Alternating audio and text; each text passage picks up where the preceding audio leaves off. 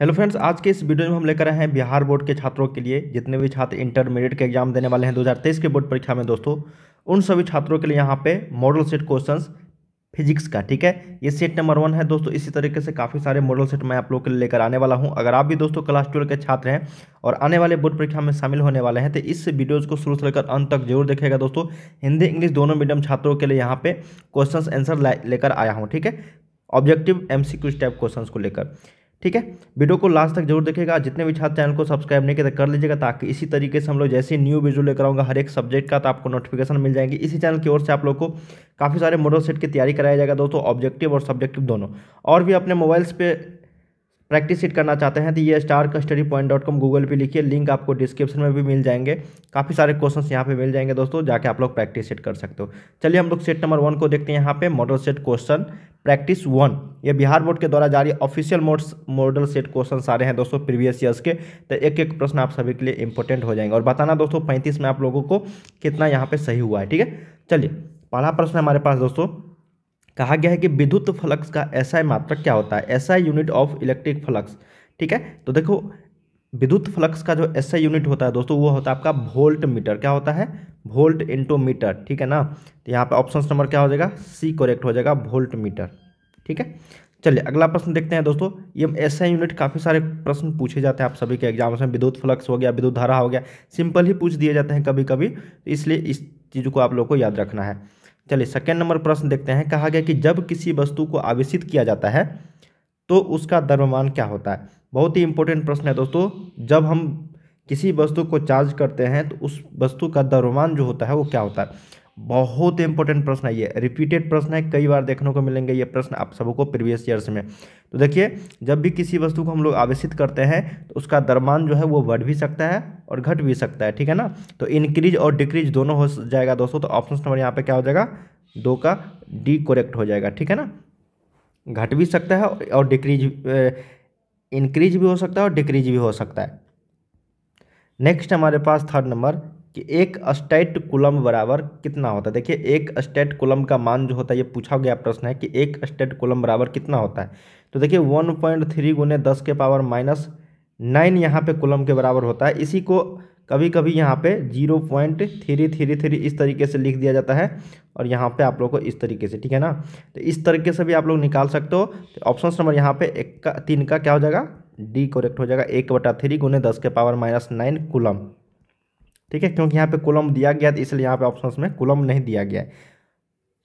Next हमारे पास fourth number question दोस्तों यहाँ पे कि एक परावैद्युत समानांतर पट्टिका संधारित्र की पट्टियों के बीच डाल देने पर धारिता का जो मान होता है वो क्या होता है। बहुत ही इंपॉर्टेंट प्रश्न है, पूछा गया प्रश्न है कि जब भी हम किसी एक डाइलेक्ट्रिक पैरेलल प्लेट कैपेसिटर को यहाँ पे पट्टियों के बीच अगर डाल देते हैं तो उस कैपेसिटेंस का मान क्या होगा?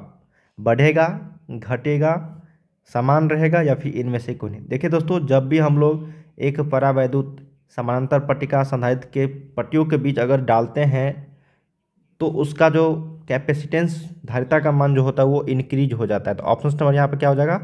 D करेक्ट हो जाएगा दोस्तों। 4 का A बढ़ेगा, ठीक है, बढ़ता है। तो याद रखिएगा ऑप्शन नंबर A। नेक्स्ट हमारे पास फिफ्थ नंबर, कहा गया कि विद्युत का सबसे अच्छा चालक निम्नलिखित में से कौन सा है। तो देखिए is the best conductor of electricity. विद्युत का सबसे अच्छा चालक जो होता है वो सिल्वर होता है दोस्तों, मतलब चांदी होता है। तो सही उत्तर ऑप्शन नंबर यहाँ पे क्या हो गया?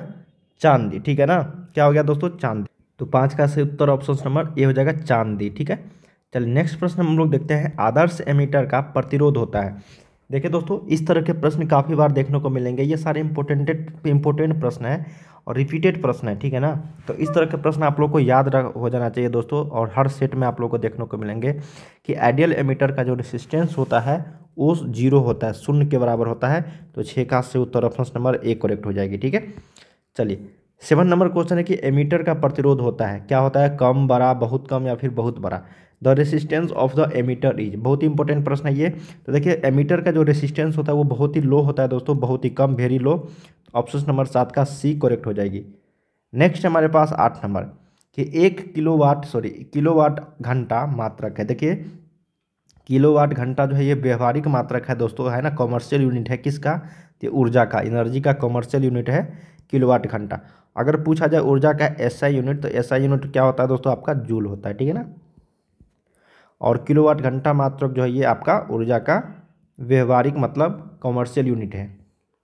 8 का बी। 9 नंबर है दोस्तों कि स्वस्थ मनुष्य के शरीर का विद्युत प्रतिरोध कितना होता है, ठीक है ना। एक नॉर्मल, है ना, जनरल ह्यूमन के बॉडी का जो रेसिस्टेंस होता है दोस्तों, इलेक्ट्रिक रेसिस्टेंस, वो 50,000 कूलम के बराबर होता है। कितना होता है, 50,000 या फिर 50 के कूलम के बराबर। तो ऑप्शन नंबर यहाँ पे 9 का ए करेक्ट हो जाएगी।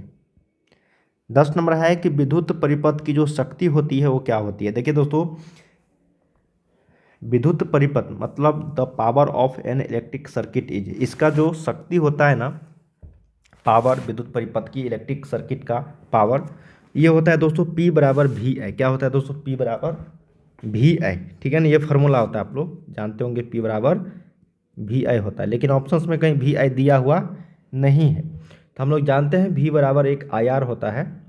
अब यहाँ से हम लोग क्या करेंगे दोस्तों, I बराबर यहाँ पे V बटा आर हो जाएगा, ठीक है। तो I का मान यहाँ पे हम लोग क्या रखेंगे, V बटा आर। तो P का मान यहाँ पे V गुने I के जगह पे हम लोग V अपॉन आर लिख सकते हैं। तो ये हो जाएगा V स्क्वायर बटा आर, ठीक है। तो देखिए इस तरीके से कई सारे फार्मूला हम लोग निकाल सकते हैं। अब यहाँ पे V बराबर आई आर एक हो रहा है, और एक हो रहा है यहाँ पे R बराबर V बटा आई, ये भी तो हो सकता है ना, ठीक है ना। तो चलिए यहाँ पे दोस्तों हम लोगों को आंसर आ गया ऑप्शन नंबर सी 10 का V स्क्वायर अपॉन आर, ठीक है। तो यही होता है दोस्तों विद्युत परिपथ की शक्ति, और जो मेन फार्मूला होता है वो P बराबर वी आई होता है। इसी से हम लोग V बराबर आई आर जानते हैं, ये रेसिस्टेंस होता है, ओम्स लॉ दोस्तों। उसी से हम लोगों ने यहाँ पे निकाला V स्क्वायर अपॉन आर, जो ऑप्शन नंबर आपका सी में है। नेक्स्ट है दोस्तों हमारे पास यहाँ पे 11 नंबर क्वेश्चन कि 1 फैराडे बराबर होता है, 1 फैराडे इज इक्वल टू। देखिए बहुत ही इंपॉर्टेंट ये भी प्रश्न है कि 1 फैराडे बराबर कितना होता है, तो ये होता है 96,500 कूलम अप्रॉक्स, ठीक है ना। तो 96,500 कूलम ऑप्शन नंबर यहाँ पे बी में करेक्ट हो जाएगा। एम्पियर, वोल्ट, न्यूटन ये सारे नहीं होता है दोस्तों, 96,500 कूलम होता है। तो 11 का सही उत्तर बी। नेक्स्ट है हमारे पास 12 नंबर कि किसी विभव मापी की संवेदनशीलता को बढ़ाने के लिए, to increase the sensitivity of a potentiometer. देखिए किसी विभव मापी की संवेदनशीलता को बढ़ाने के लिए इसका जो अनुप्रस्थ काट का जो क्षेत्रफल होता है दोस्तों, उसको हम लोग को इंक्रीज करना पड़ेगा। ये भी रिपीटेड प्रश्न है, पूछा जाता है, जब भी पूछा जाएगा सेम इसी तरीके से पूछे जाएंगे। तो याद रख लीजिएगा 12 का ऑप्शन नंबर ए हो जाएगा। इसका अनुप्रस्थ क्षेत्रफल जो है वो बढ़ाना पड़ेगा, इंक्रीज करना पड़ेगा। चलिए अगला प्रश्न हम लोग देखते हैं दोस्तों। कहा गया है कि 1 वोल्ट बराबर होता है, क्या होता है दोस्तों, 1 वोल्ट यहाँ पे बराबर होता है किसके, 1 जूल, 1 जूल पर कूलम, 1 कूलम पर जूल, या फिर 1 जूल। देखिए इसका फार्मूला होता है दोस्तों यहाँ पे 1 वोल्ट बराबर होता है 1 जूल बटा 1 कूलम, ठीक है ना। क्या होता है, 1 जूल बटा 1 कूलम, इसी को हम लोग लिखते हैं जूल पर कूलम, ठीक है, या फिर जूल प्रति कूलम। तो यहाँ पे सही उत्तर क्या हो जाएगा, 1 जूल पर कूलम। एक फार्मूला होता है 1 वोल्ट बराबर 1 जूल पर कूलम। जब भी पूछे जाएंगे सेम इसी तरीके से पूछे जाएंगे। ये फार्मूला बेस्ड क्वेश्चन था, फार्मूला से निकाला गया ये प्रश्न है। तो 13 का सही उत्तर बी। चलिए अगला प्रश्न हमारे पास। कहा गया है दोस्तों कि जब कोई आवेशित कण, क्या क्वेश्चन है दोस्तों, कि जब कोई आवेशित कण एक ऐसे क्षेत्र में गति करता है जहाँ चुंबकीय क्षेत्र विद्यमान हो, तब क्या होगा। तो देखिए दोस्तों जब भी इस तरीके के प्रश्न पूछे जाएंगे, और जब भी आवेशित कण यहाँ पे एक ऐसे क्षेत्र में गति कर रहा है जहाँ पे मैग्नेटिक फील्ड जो है एग्जिस्ट करता हो, तो वहाँ का जो वेलोसिटी होगा ना, वो क्या होगा दोस्तों, अचर होगा, ठीक है ना। क्या होगा, अचर होगा।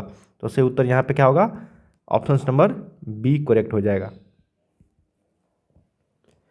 चलिए अगला प्रश्न हम लोग देखते हैं। कहा गया है कि दोस्तों कि साइक्लोट्रॉन किस कण को ऊर्जा तक त्वरित करने के लिए उपयुक्त नहीं है।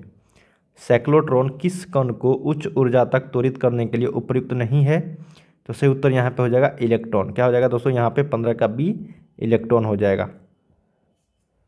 अगला प्रश्न हमारे पास कि नमन कोण का मान उत्तरी ध्रुव से विषुवत रेखा की ओर जाने पर क्या होता है। नमन कोण का मान उत्तरी ध्रुव से विषुवत रेखा की ओर जाने पर क्या होता है दोस्तों, तो वो घटता है। देखिए मैं आप लोग को बता देता हूँ, ये जो एंगल ऑफ डीप होता है ना नमन कोण, समझते हैं हम लोग इसको दोस्तों, ठीक है। मान लो दोस्तों ये आपका एक पृथ्वी है, ठीक है, और ये आपका एक क्या है, विषुवत रेखा है, ठीक है। अब देखिए ये 0 डिग्री हो गया और ये आपका नॉर्थ पोल हो गया और ये आपका साउथ पोल हो गया। अगर हम लोग यहाँ से उत्तरी ध्रुव से, ठीक है ना, क्या होगा, उत्तरी ध्रुव से अगर विषुवत रेखा की ओर जाएंगे दोस्तों तो घटेगा, या फिर दक्षिण ध्रुव से विषुवत रेखा की ओर जाएंगे तो घटेगा। ये इक्वेटर है, ठीक है ना। देखो नॉर्थ पोल और साउथ पोल जो इसका मान होता है 90 डिग्री होता है, और यहाँ पे 0 डिग्री होता है। कहाँ पे, इक्वेटर पे, विषुवत रेखा पर। तो देखिए पूछा गया है कि नमन कोण का मान उत्तरी ध्रुव से विषुवत रेखा की ओर जाने पर, ये उत्तरी ध्रुव हुआ, विषुवत रेखा की ओर जा रहे हैं हम लोग, इसका जो मान होगा वो क्या होगा, घटेगा। क्या होगा, घटेगा। ये प्रश्न पूछा जाता रहा है तो इसलिए याद रख लीजिएगा। साउथ पोल से अगर पूछा जाए, उत्तरी ध्रुव या फिर दक्षिण ध्रुव, दोनों ओर से जाएंगे विषुवत रेखा की ओर तो मान घटेगा। अगर पूछा जाए विषुवत रेखा से हम लोग उत्तरी ध्रुव या फिर दक्षिण ध्रुव की ओर जाएंगे तो क्या होगा दोस्त, बढ़ेगा मान, ठीक है। और विषुवत रेखा पर क्या होता है, शून्य होता है। तो यहाँ पे ऑप्शन नंबर सी करेक्ट हो जाएगा, डिक्रीज होगा। चलिए अगला प्रश्न हम लोग देखते हैं कि एक लौह चुंबकीय पदार्थ की चुंबकशीलता म्यू है, ठीक है ना। एक लौह चुंबकीय पदार्थ की चुंबकशीलता म्यू है, तब इसका मान क्या होगा। तो देखिए दोस्तों, हमेशा जब भी इस तरह के प्रश्न पूछ जाएंगे लौह चुंबक पदार्थ की चुंबकशीलता के बारे में, तो हमेशा क्या होगा, एक से बड़ा होगा। क्या होगा, हमेशा एक से बड़ा होगा, ये रिलेशन है। 18 नंबर है कि ध्रुव प्रबलता का एसआई मात्रक क्या है। तो ध्रुव प्रबलता का जो एसआई मात्रक होता है दोस्तों, वो होता है आपका एम्पियर मीटर। क्या होता है, एम्पियर मीटर। तो सही उत्तर ऑप्शन नंबर सी करेक्ट हो जाएगा, एम्पियर मीटर। चलिए अगला प्रश्न हम लोग देखते हैं। यहाँ पे कहा गया है कि निर्वात की चुंबकीय प्रवृत्ति का जो मान होता है वो क्या होता है। क्या कहा गया दोस्तों कि निर्वात की चुंबकीय प्रवृत्ति का मान क्या होता है। तो ये शून्य होता है। क्या होता है, शून्य होता है। तो ऑप्शन नंबर यहाँ पे 19 का डी करेक्ट हो जाएगी। अगला है हमारे पास दोस्तों, कहा गया कि डायनेमो की क्रिया निम्नलिखित में से किस सिद्धांत पर आधारित है। तो देखो डायनेमो की क्रिया जो आधारित है दोस्तों, वो विद्युत धारा का चुंबकीय प्रेरण, विद्युत चुंबकीय प्रेरण पर आधारित है डायनेमो की क्रिया का सिद्धांत। तो यहाँ पे 20 का करेक्ट आंसर बी हो जाएगा। 21 है दोस्तों कि ट्रांसफार्मर में विद्युत ऊर्जा का रूपांतरण, ट्रांसफार्मर में विद्युत ऊर्जा का ऊष्मा का रूपांतरण को क्या कहा जाता है। तो उसको हम लोग बोलते हैं दोस्तों ताम्रक्षय। क्या बोलते हैं, ताम्रक्षय, कॉपर डिफेक्ट, ठीक है ना। 22 नंबर है दोस्तों कि यदि किसी ऊंचाई ट्रांसफार्मर के प्राथमिक एवं द्वितीयक में क्रमशः N1 और N2 लपेटे हैं तो क्या होगा प्राथमिक और द्वितीयक का मान। बहुत इंपॉर्टेंट प्रश्न है, तो हमेशा याद रखिएगा दोस्तों, जो सेकेंडरी होगा वो हमेशा बड़ा होगा प्राइमरी से, ठीक है। तो ऑप्शन नंबर यहाँ पे क्या हो जाएगा, बी करेक्ट हो जाएगा, N2 बड़ा होगा N1 से, ठीक है। नेक्स्ट प्रश्न है दोस्तों, यहाँ पे 23 नंबर कहा गया कि विद्युत चुम्बकीय तरंगों की प्रकृति होती है। तो देखिए विद्युत चुम्बकीय तरंगों की जो प्रकृति होती है वो अनुप्रस्थ होती है। क्या होती है, अनुप्रस्थ। ऑप्शन नंबर यहाँ पे ए करेक्ट हो जाएगा। चलिए अगला प्रश्न देखते हैं कि इनमें से कौन विद्युत क्षेत्र में विक्षेपित होता है। इनमें से कौन विद्युत क्षेत्र में विक्षेपित होता है, तो वो कैथोड रेज हो जाएगा। तो ऑप्शन नंबर यहाँ पे 24 का डी। चलिए अगला प्रश्न है दोस्तों, कहा गया है कि बीटा किरणें विक्षेपित होती है। तो बीटा किरणें जो विक्षेपित होती है वो होता है विद्युत तथा चुंबकीय क्षेत्र दोनों में, विद्युतीय तथा चुंबकीय क्षेत्र दोनों में डिफ्लेक्टेड होती है, विक्षेपित होती है। अगला है दोस्तों कि मृग मरीचिका का जो कारण है वो क्या है। तो मृग मरीचिका का जो कारण होता है दोस्तों, वो आपका टोटल इंटरनल रिफ्लेक्शन, मतलब पूर्ण आंतरिक परावर्तन और रिफ्लेक्शन दोनों होता है, ठीक है ना। अपवर्तन और टोटल इंटरनल रिफ्लेक्शन ये दोनों होता है। तो सही उत्तर 26 का ए। 27 है दोस्तों कि समतल दर्पण की वक्रता त्रिज्या होती है। तो समतल दर्पण की जो वक्रता त्रिज्या होती है वो अनंत होता है। क्या होता है, अनंत होता है, इनफाइनाइट। चलिए अगला प्रश्न देखते हैं कि निम्नलिखित में से किसका अपूर्णांक सबसे अधिक होता है। रिफ्रैक्टिव इंडेक्स जो होता है सबसे हाईएस्ट वो हीरा का होता है दोस्तों, 2.42। क्या होता है, 2.42।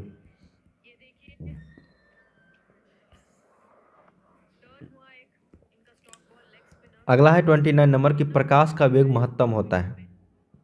तो प्रकाश का वेग जो सबसे महत्तम होता है दोस्तों वो होता है आपका निर्वात में। किसमें? वैक्यूम में, निर्वात में सबसे ज़्यादा मैक्सिमम लाइट ऑफ स्पीड या फिर स्पीड ऑफ लाइट। अगला है कि खगोलीय दूरदर्शी में अंतिम प्रतिबिंब जो होता है फाइनल इमेज, खगोलीय दूरदर्शी की बात हो रही है, तो खगोलीय दूरदर्शी में अंतिम प्रतिबिंब होता है वो आभासी एवं वर्टेक्स मतलब उल्टा, इमेजिनरी एवं वर्टेक्स वस्तु से उल्टा होता है। तो सही उत्तर 30 का डी है। 31 नंबर है दोस्तों, कहा गया है कि एक दीर्घ दृष्टि वाले व्यक्ति को आवश्यकता होगी। तो एक दीर्घ दृष्टि वाले जो व्यक्ति है उसकी आवश्यकता होगी, दीर्घ मतलब दूर, तो उसको उत्तल लेंस की आवश्यकता होगी। तो सही उत्तर यहाँ पे 31 का ए करेक्ट हो जाएगा। ठीक है। अगला है दोस्तों कि जब प्रकाश की एक किरण स्लैब में प्रवेश करती है, क्या क्वेश्चन है कि जब प्रकाश की एक किरण स्लैब में प्रवेश करती है तो इसका तरंगदैर्घ्य क्या होगा। तो जब भी प्रकाश की एक किरण किसी स्लैब में प्रवेश करेगी तो इसका तरंगदैर्घ्य जो होगा वो डिक्रीज हो जाता है, घटेगा। ठीक है ना, घटेगा। अगला है 33 नंबर कि प्रकाश के रंग का कारण क्या है। तो प्रकाश के रंग का जो कारण होता है दोस्तों वो इसकी आवृत्ति होती है। तो सही उत्तर यहाँ पे इसकी फ्रीक्वेंसी 33 का ए। 34 नंबर है, कहा गया कि किसी बिंदुवत स्रोत से परिमित दूरी पर तरंगांक जो होता है वो क्या होता है। तो किसी बिंदुवत स्रोत से परिमित दूरी पर तरंगांक जो होता है वो गोलाकार होता है। तो सही उत्तर यहाँ पे 34 का ए करेक्ट हो जाएगा।